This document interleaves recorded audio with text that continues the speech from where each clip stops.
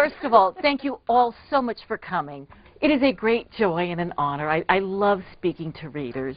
I think that one of the reasons that The Glass Castle and Half-Broke Horses resonate so much with readers is because it deals with the issues of family.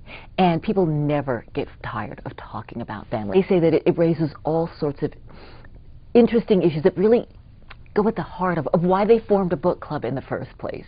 I'd like to ask, show of hands, how many people here belong to a book club? Oh my gosh! Thank you. And they discuss things like parenting and poverty and crazy relatives and just all of these things. These are why we read books in the first place and why we feel compelled to get together with other people and discuss them, because you think, oh my gosh, I've got to talk to somebody about this.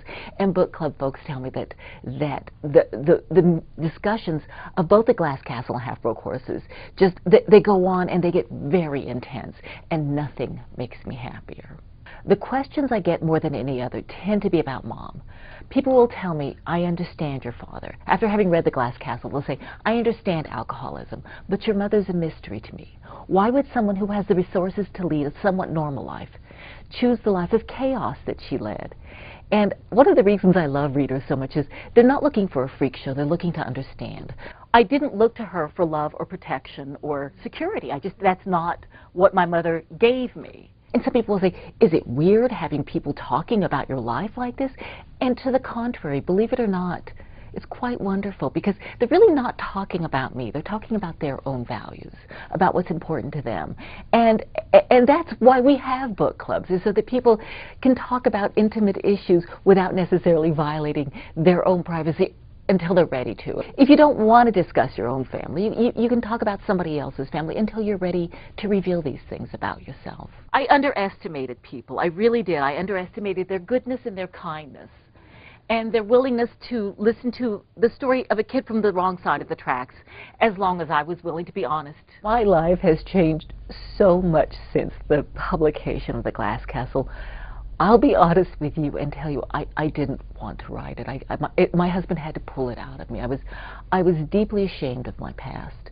But I thought that the degree to which anyone read it, they would just sort of hold me in contempt and ridicule, but then it would be dismissed and the book would sort of sink without a trace. And I was so wrong about people's reactions to my story on so many levels. Somebody asked me once, they said, is this a dream come true for you? I would have never in my wildest dreams imagined any sort of reaction like has happened to The Glass Castle. Kids reading it in schools and writing reports on it and people discussing it in their book clubs. It's been astonishing. I think the biggest change for me, honestly, has been that I've come to terms with my own past. One of the reasons I'm drawn to true life stories is because it's not just that the truth is stranger than fiction, but it's more nuanced. And the answer's always there. If you're willing to dig deeply enough, the answer's there. And I'm on a bit of a campaign for people to tell their stories, and if they're lucky enough to have parents or grandparents around, to interview them for their stories.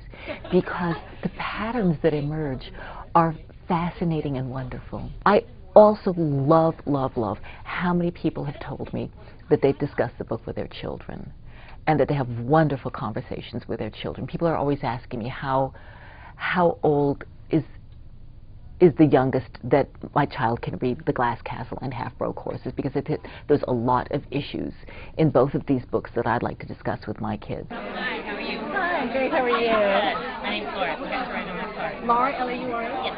It's more rewarding than any bestseller list or any awards. It's the fact that so many book clubs have told me, we read your book and we talked about it nonstop. That just warms the cockles of my cold little heart that they respond to it that way. Okay. Thank you.